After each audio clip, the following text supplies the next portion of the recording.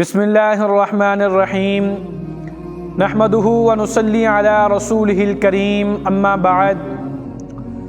سامعین محترم، رسول اللہ صلی اللہ علیہ وسلم نے ارشاد فرمایا کہ ہر امت کا کوئی نہ کوئی فتنہ ہوتا تھا، ہر امت میں کوئی نہ کوئی آزمائش ہوتی تھی، اور میری امت کا جو فتنہ ہے وہ مال ہے، میری امت کی آزمائش وہ مال ہے، مال و دولت ہے۔ جس کے پاس مال آ جاتا ہے پھر وہاں بغاوتیں بھی آ جاتی ہیں، وہاں لالچ بھی آ جاتا ہے، وہاں پھر رشتے ٹوٹتے ہیں۔ ایک مرتبہ حضرت سیدنا فاروق اعظم رضی اللہ تعالی عنہ کے دور کے اندر مال خوب آنے لگا، کیونکہ فتوحات بہت زیادہ ہوئی تو مال غنیمت کے بھی ڈھیر لگ گئے۔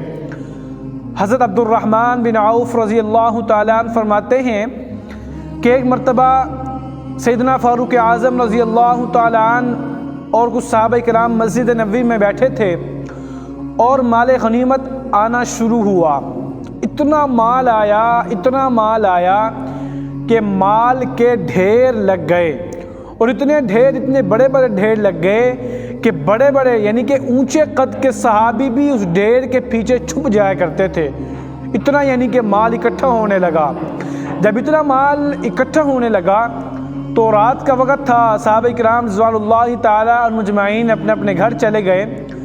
جب صبح فجر کی نماز کا وقت ہوا تو صحابہ کرام رضوان اللہ تعالی عنہم اجمعین جلدی آ گئے اور نماز کے بعد بیٹھے رہے، کیونکہ جو مال غنیمت آتا تھا پھر وہ سارے صحابہ کرام میں بنتا تھا۔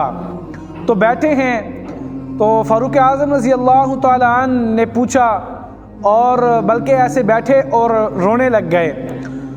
جب روئے تو صحابہ کرام نے پوچھا کہ آپ کیوں رو رہے ہیں؟ اتنا مال آیا ہے اور آپ کو تو خوش ہونا چاہیے اور آپ شکر ادا کرنا چاہیے، اور آپ رو رہے ہیں۔ تو فاروق اعظم رضی اللہ تعالیٰ عنہ نے فرمایا کہ میں نے نبی پاک صلی اللہ علیہ وسلم سے سنا ہے، ان کا فرمان ہے کہ میری امت کا جو فتنہ ہوگا وہ مال ہوگا، میری امت کی آزمائش مال ہوگی، تو لہٰذا یہ مال ایک فتنہ ہے۔ اب دیکھیں، جہاں مال و دولت ہوتی ہے وہاں پر لالچ بھی ہوتا ہے، بغاوتیں ہوتی ہیں اور رشتے ٹوٹتے ہیں۔ کئی کہانیاں آپ نے سنی ہوگی کہ دو پارٹنر ہیں اور وہ شروع سے کام لے کر چل رہے ہیں، اور جب ان کا کام عروج پر پہنچا، مال آنے لگا تو ان کے درمیان لڑائی ہوئی، ایسی لڑائی ہوئی کہ ایک نے ایک کا قتل کر دیا۔ کئی کہانیاں ایسی ہیں۔ تو اس لیے جہاں مال ہوتا ہے وہاں پر فتنہ، وہ مال ایک فتنہ ہے، وہاں پر بغاوتیں ہوتی ہیں، وہاں پر لالچ آتا ہے، وہاں پر رشتے ٹوٹتے ہیں، دوستیاں ٹوٹتی ہیں۔ تو اس لیے ہمیں چاہیے کہ ہم اللہ رب العزت سے دیکھیں، اپنی ضرورت کے مطابق مانگیں، کہ پھر یہ بھی دعا مانگے کہ اللہ رب العزت ہمیں حلال حرام کی تمیز دے، لالچ سے بچائے۔ ایک مرتبہ ایک صحابی نے نبی پاک صلی اللہ علیہ وسلم سے پوچھا، کیا رسول اللہ لالچ کسے کہتے ہیں؟ بلکہ پوچھا کہ یا رسول اللہ ذلت کسے کہتے ہیں؟ تو آپ علیہ السلام نے فرمایا کہ جس میں لالچ آ جائے۔ فرمایا کہ عزت کسے کہتے ہیں؟ تو آپ نے فرمایا کہ بس جو اللہ رب العزت نے دیا اس پر صبر اور شکر کرو، اس پر خوش ہو جاؤ۔ تو اس لیے ہمیں چاہیے جو کچھ اللہ رب العزت نے ہمیں عطا کر دیا وہ ہمارے لیے بہتر ہے۔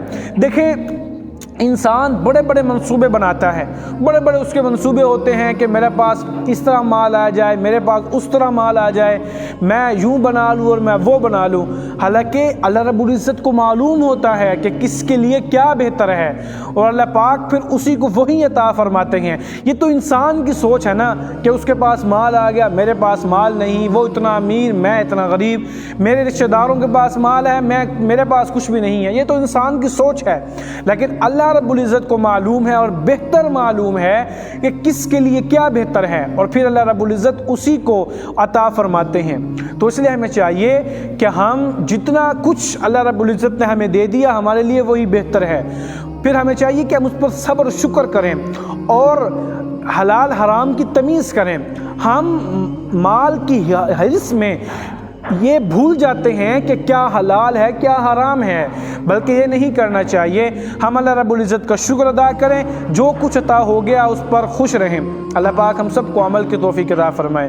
اگر آپ کو ہمارا یہ بیان پسند آیا ہو تو لازمی ہمارے چینل کو سبسکرائب کر دیجئے گا اور گھنٹی کے بٹن کو کلک کر دیجئے گا تاکہ ہماری ہر آنے والی ویڈیو آپ کو بآسانی مل سکے. اللہ پاک ہم سب کا حامی و ناصر ہو.